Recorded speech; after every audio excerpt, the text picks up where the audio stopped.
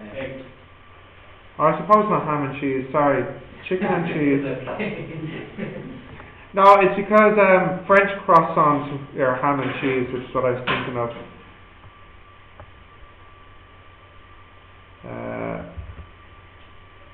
Newton's law. Okay, let me just save this first one here. Oops. This lesson was previously physics, lecture and tutorial, fields, Coulomb's law. Okay, now Newton's law.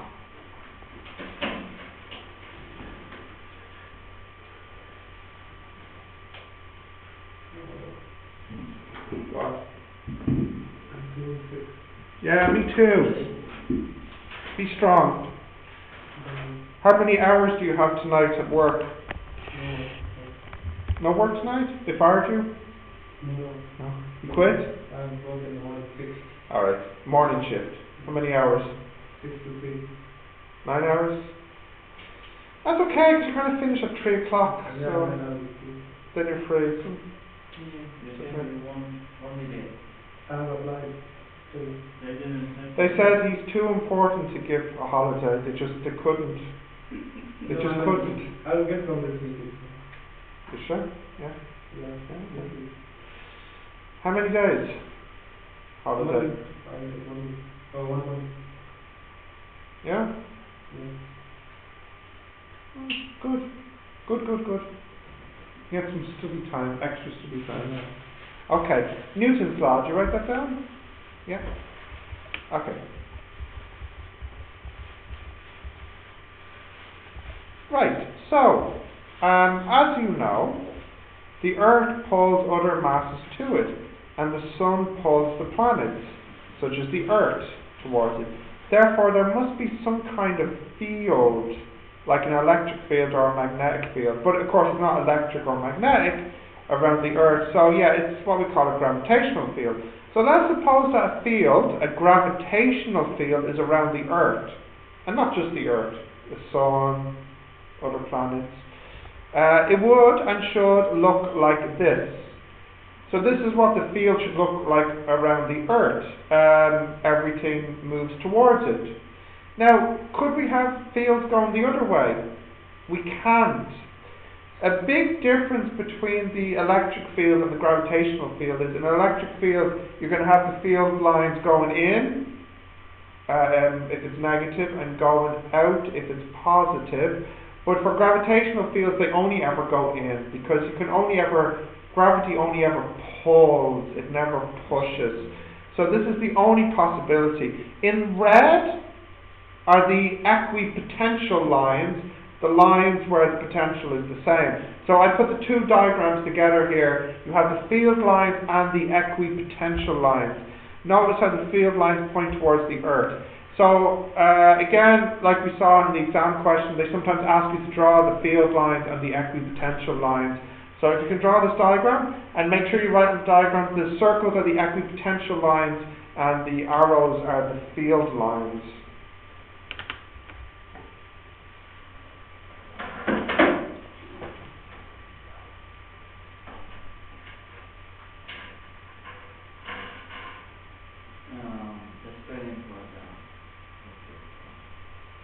Equi is E-Q-U-I, isn't it? And then potential, like, okay. Potential energy, yeah.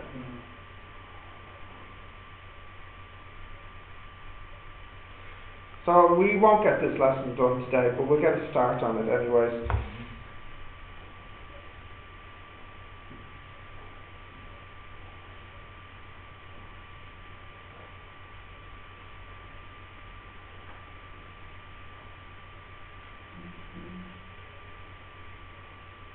Okay.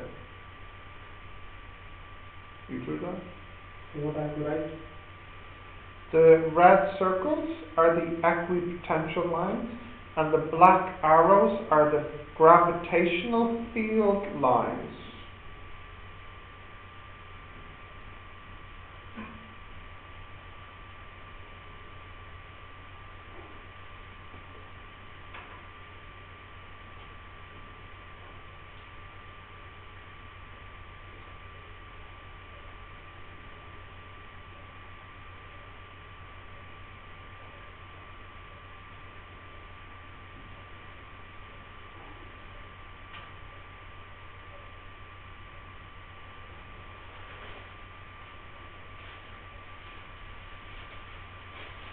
Continue. You have that yet? Okay. So, it was discovered by Newton that masses attract other masses, and the bigger the mass, the more force there is. Of course, that makes sense. A big planet has more of a pull than a small planet. You know this basic fact of science already. And Newton actually came up with this formula which calculates the force. Now, when you look at this formula, it looks kind of like what formula? It looks like Coulomb's. So instead of having Q1 and Q2 as the charges, you have M1 and M2, the masses. The or is still the distance between them. Instead of having a constant K, you have a constant G. No, this is a different G, in fact. So, the F is the force, the masses are M1, M2, and the distance is r between the centres. The G is a new constant, and the G is 6.67 times 10 to the minus 11, and if you work out the units on the G, it's Newton meter squared per kilogram squared. So, contrast this with Coulomb's law. No, what I mean to say is the constant. Do you remember the constant in Coulomb's law? 10 to the power of 9. And this is 10 to the power of 9. So there's a difference of 10 to the 20 between the two. That's actually very significant. It means in nature, the force between charges is a far stronger force than the force between masses. This actually... Which formula came first? This one or the... Newton's one first. Newton's one first. Yeah. Now, it's going to be Newton for most things when it comes to first.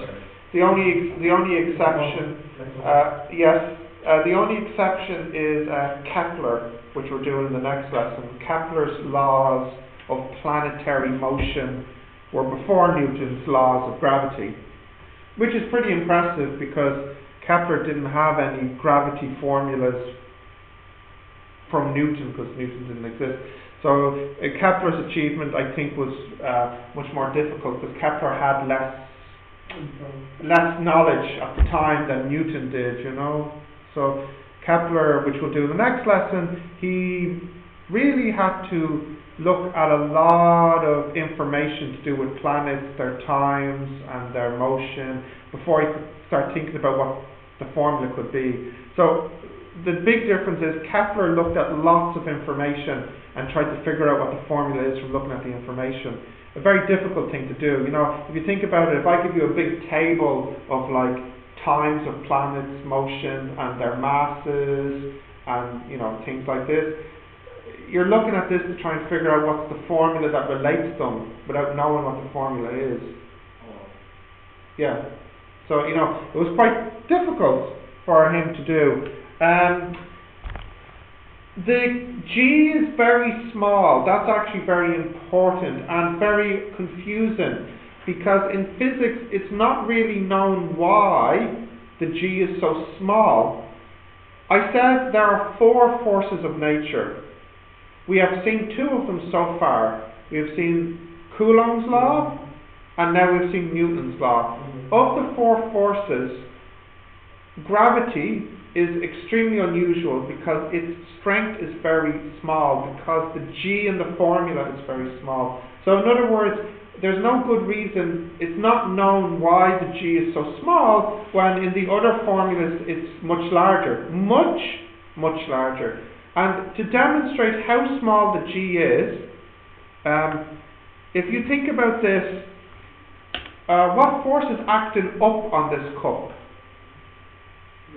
Me, my hand. This is the up force. And what is the down force? Gravity. And what is pulling down on it? Gravity. So who is pulling down on it? Or what is pulling down on it? Yeah, but I mean, where's the gravity coming from? Well, bigger than just the ground. The entire planet. Yeah. So this is literally what's happening. I am pulling this up, and the entire Earth the entire Earth is pulling this down. And in this situation, when it's moving up, who is stronger? And the point I'm trying to make here is that gravity is a very, very, very weak force, and it's really not known why it's so weak. And this is represented by the small value of g. Okay. And the other final thing just to say about this is that the g is pretty accurate, but unlike the other constants in physics, like mass of the proton, mass of the electron, what other constant? Speed of light. This g is the least accurate one. It's the most difficult one to have an experiment to calculate accurately. So it may turn out that the true answer is like 6.68 or something. It's not perfectly accurate. Okay, because like I said, because it's so small, it's really difficult to measure. Okay, so notice how similar this is to Coulomb's law. What we've not said yet is what the field strength is. The field strength E of an electric field was force per unit charge. So what do you think it might be for gravitational field strength? So think about it. The field strength for an electric field was force per charge. So for a gravitational field, force per mass, yeah. So small g is the letter that we use as gravitational field strength. The same, I know it's the same letter as 9.81, but there's a reason for that in a moment. But for the moment, just don't think about it as 9.81, just as a different letter. So g is the amount of gravitational force per unit mass. Mathematically, we get g equals F over m. Now, let's just see what happens here. Gravitational field strength is F over m. And let's say this is the Earth, which is making the field m, and this is the thing which is in the field, small m. And the field is going this way. All good so far? Is that okay? Yeah. Now, what is the formula for F? We have that from Newton. It's G m1, which in this case is small m, m2, big M, all over r squared, all over, here is small m. So I can cancel. I can cancel this with this, and I end up with this formula, G equals the gravity constant times the mass of the thing making the field. So in my picture here, it would be the mass of the Earth. But of course, if you're in a different planet, it's a different mass and a different strength. Divided by the r squared, which is the distance from the center to the small mass. This is the other way to state it, and this is more convenient. So we get this formula. And the unit, of course, is newtons per kilogram. Okay.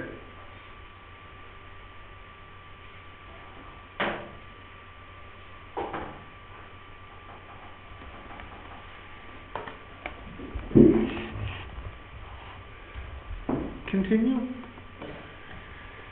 Right, so electric field strength, what's the unit? Newtons per coulomb, and for gravitational field strength it's newtons per kilogram.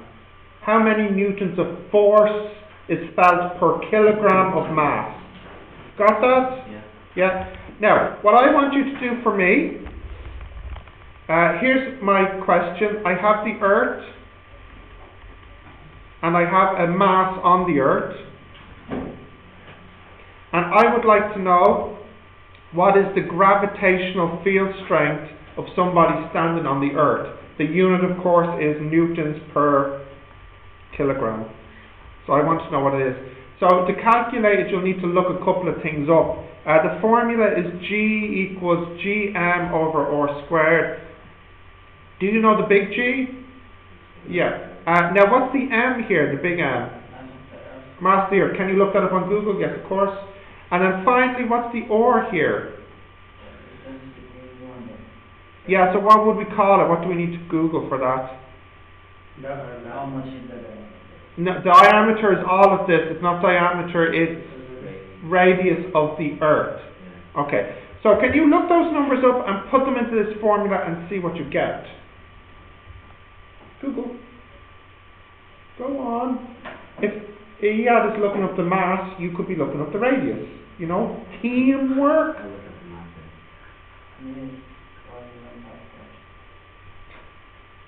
He's poor. Payday is, when's payday? Oh, so it's all gone now.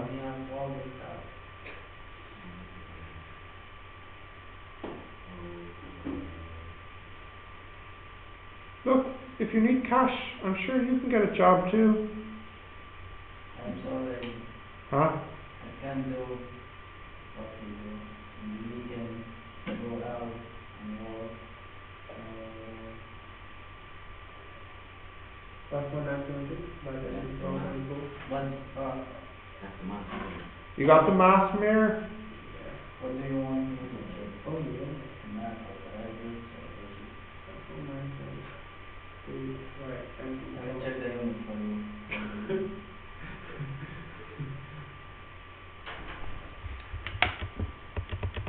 What is G? G is 6.67 times 10 to the power of minus 11. Okay, Mir, did you get the mass of the Earth? Yes. Okay, what was it? 5.972. Yeah, 9.2 times 10 to the 24. 24. Okay, and then Iad, did you get the radius of the Earth? 6.371 kilometers. No, what's 6.3? Yeah. Oh no, you must be looking at a French website. They must mean 6,371 kilometers. French use decimal point as comma. Yeah. Okay. Yeah. Right. So, watch this. Mirror. Watch. This is the field strength for somebody standing on the Earth, meaning how many newtons of force they feel per kilogram. Interesting? It's 9.8. Exactly 9 Yes. Now that actually is not an accident. It's not. Another way to interpret the G, acceleration due to gravity, is it is also the gravitational field strength. So when you say the acceleration due to gravity is 9.81 meters per second squared, you're also saying the gravitational field strength is 9.81 newtons per kilogram. Because think about this, if you have 1 kilogram on the Earth, what is the force per this 1 kilogram? Well, that's equal to the weight, which is equal to mg, which is equal to 1g, which is equal to g, which is 9.81. Yeah? So, it's kind of interesting that, for me, I think it's interesting, one way to measure the strength of a gravitational field is by its acceleration that it causes when something is falling. So, the bigger the acceleration, the stronger the field. The smaller the acceleration, the weaker the field. So, in the exam, what they usually like to do is they give you some planet or some moon, and they give you the mass, and they give you the radius, and they ask you for what's the gravitational field strength. The next question then could be about something falling on the surface of this planet, and of course you have to realise that, well, that G that you got previously for the field strength is now going to also be the acceleration on that planet's surface. And the Yeah. G, the capital G will be constant. Oh yeah, I didn't say this. The capital G is a universal constant. Universal. Yeah. Okay. Now, let me just see. Come on. Yeah. So we'll just do a little recap here, and then I think we can finish then. So we'll just recap what we've been saying so far. First point, all masses produce a gravitational field. All masses. This table has a gravitational field around it, this cup has a gravitational field around it. But gravity is so weak that for objects like the table and the cup, we do not feel this field. Okay? The force can be found using Newton's law. Fields always point towards the center. Gravitational field can only pull. The field around a small mass can be ignored, especially when it's compared to a bigger mass nearby. Because masses are positive, the field never points out, but only points in. And this is actually because mass is always positive. If there was such a thing as a negative mass, like a negative charge, it would move opposite to the field. The strength can be found using the formula gm over r squared, and this is in fact the acceleration due to gravity in the field. The value of g near the surface of the Earth is 9.81 newtons per kilogram. Okay, this is just recapping where we are. Okay, so I think that'll be a good point then to split this lesson into two, and then we'll continue this next time then.